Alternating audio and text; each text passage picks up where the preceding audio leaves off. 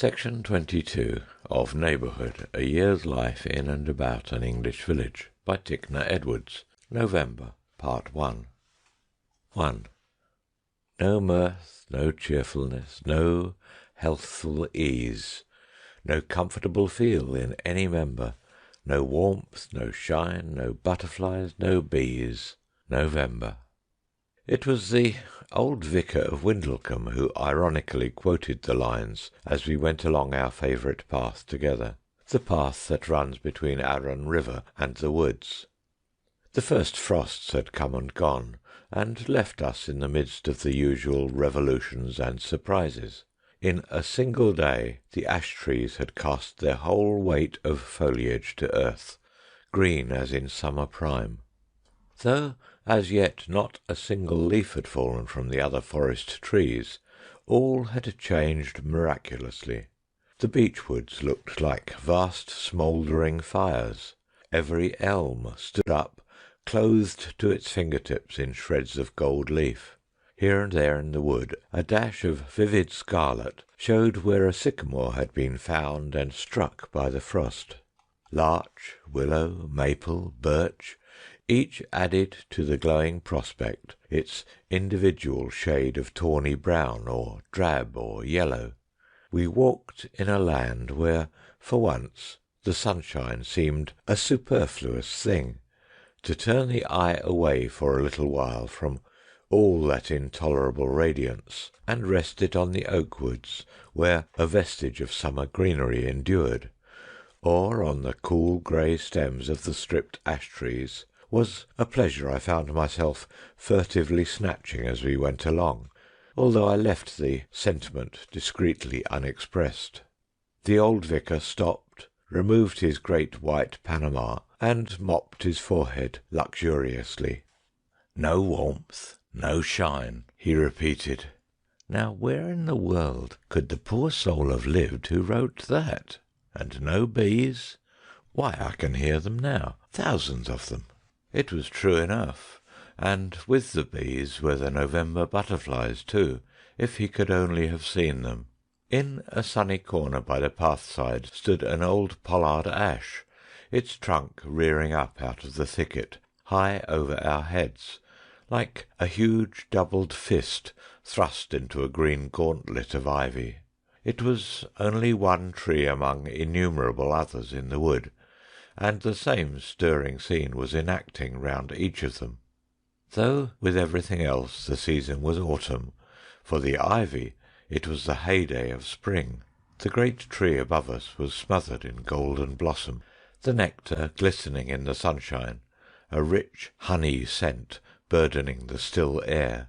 There were not only hive bees and butterflies rioting at this, the last outdoor feast of the year, but bumblebees, wasps, droneflies, every other creature that could fly and had escaped the chills of the November nights. The air was misty with the glint of their wings, and full of a deep, sweet song. As we passed along by the wood, we were always either drawing into the zone of this ivy music, or leaving it behind us, and never once did it forsake our path all the morning through. We came at last to a spot where the woods fell back from the waterside, and a stretch of wild hillocky grassland, overgrown with briar and bramble, bordered the stream. Between the willows that stood upon the bank, dipping their yellow autumn tresses in the flood, I could see the placid breadth of the river, with its topsy-turvy vision of the glowing hills beyond, hills that, by reason of the interlacing boughs above, were directly invisible. A lark broke up almost from under our feet, and went slanting aloft into the blue sky, singing as though it were April. The Reverend put a hand upon my arm. "Well, what do you see?" he asked. "Everything must have changed since we were here last, and—" "I see," said I, rather disturbed, "a painter's easel straddled in front of your favourite creek, an easel with a three-legged stool before it, but no painter. I see also a little further on a big white umbrella with the top of a sombrero just showing above it, and a great cloud of tobacco smoke drifting out of it, but here again no other sign of painter or man. Shall we go back? But he was for pushing on. As we approached the umbrella, a throaty tenor voice was uplifted to a weird foreign strain. En passant par Square Montalon, la dig-dig-dong, la dig-dig-dong, je rencontre un jeune tendron, la dig-dig. Superb! Superb! If only I could excite myself to... if only that tumultuous thrill which I know always presages... La dig-dig-donc, j'offre tout de suite ma main, yeah. La brigue donc dernière. Or, at least, so the gibberish sounded. But now it suddenly left off. A pallet went rattling to the ground. The short, squat figure of the owner of the caravan burst into view. "Gruz, I cannot do it. I really cannot. I am not sufficiently inspired to-day. I am not great enough. Oh, I beg your pardon. I thought it was my friend's step. Why, the water-bearer, to be sure. How do you do?" It was my first glimpse of Spelthorne by light of day, and I owned to myself frankly that the night had been kind to him. A fringe of yellow-grey hair escaped in all directions beyond the brim of his hat. He had a florid, puffy, indeterminate face, eyes at once selfish and sentimental, and a week-old beard, still further ostracised a chin already too retiring. Like his companion, he wore a gold watch-chain of heavy calibre, with a bunch of seals and trinkets upon it. But his clothes, that in the darkness had seemed much tattered and torn, now appeared entirely disreputable. They were, moreover, covered with finger-marks of paint, to which he was now adding, as he ceremoniously welcomed us. "Art, what is it?" he cried, removing his hat and running his fingers through his hair, when presently, at his earnest invitation, the Reverend had sat himself down before the easel, and was making a grave show of inspecting the canvas on it.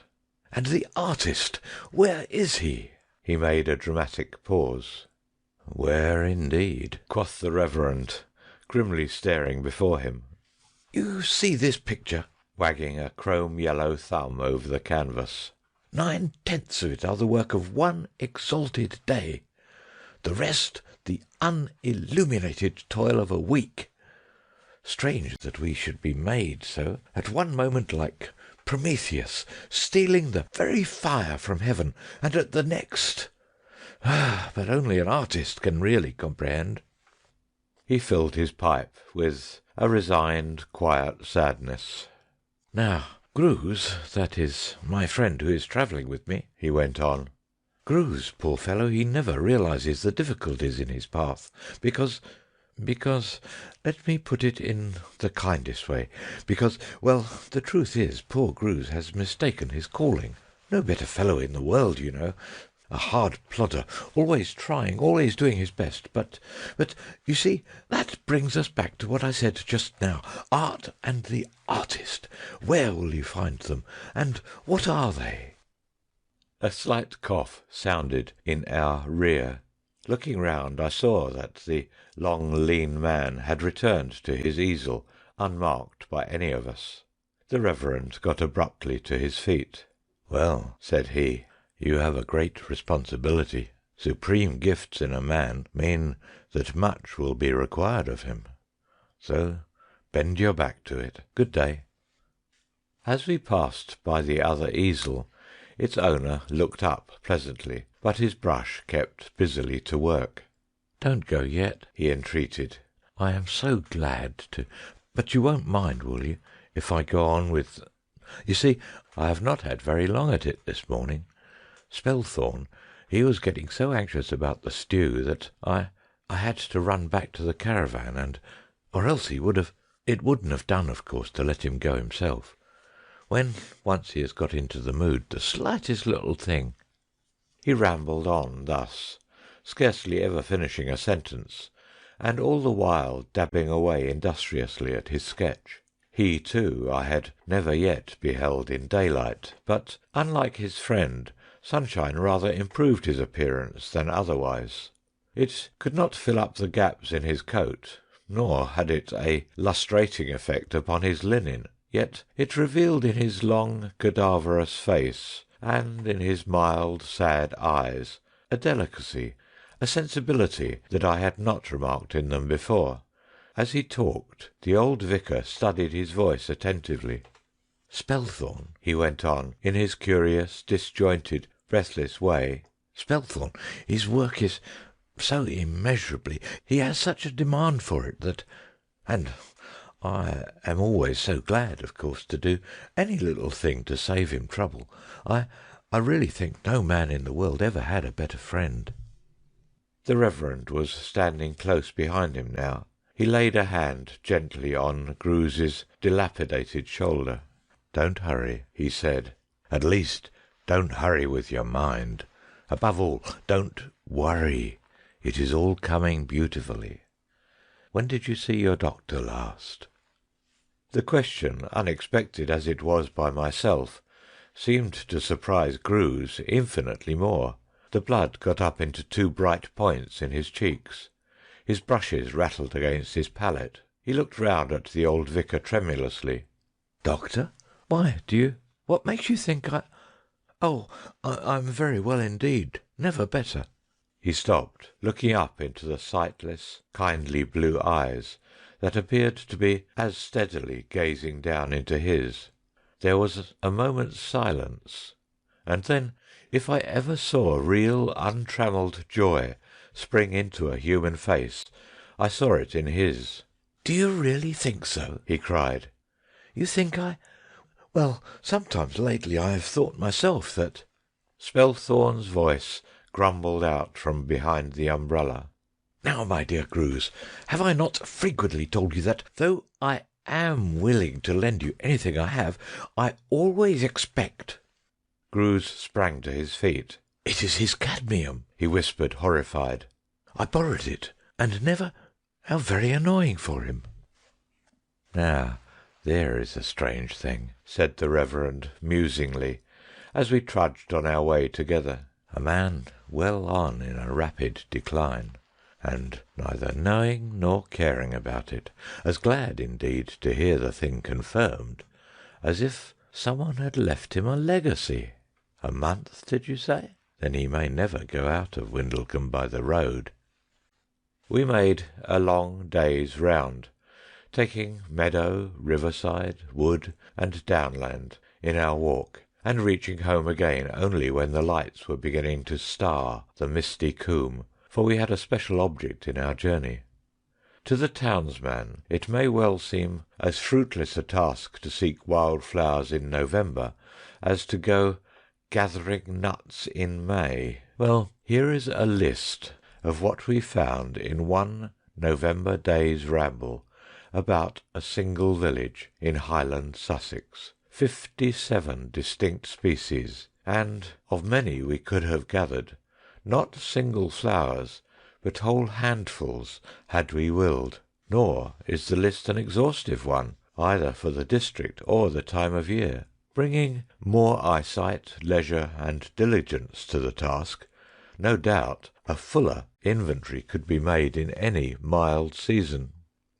Dandelion, hawkweed, strawberry, furze, pennycress, teasel, red dead-nettle, hedge mustard, sun spurge, white dead-nettle, dwarf spurge, hedge parsley, knapweed, mallow, rock rose, marguerite, harebell, cranesbill, poppy, daisy, heather, musk thistle, hogweed, betony, charlock, yarrow, viper's bugloss, buttercup, sheepspit, burnet saxifrage, red clover, marjoram, sow thistle, white clover, cudweed, wild pansy, pimpernel, groundsel, shepherd's purse, calamint, nipplewort, nonsuch, blackberry, small bindweed, ivy, mayweed, herb robert, chickweed, field madder, ragwort, veronica, sandwort, silverweed, white campion, persicary, red campion, mouse ear.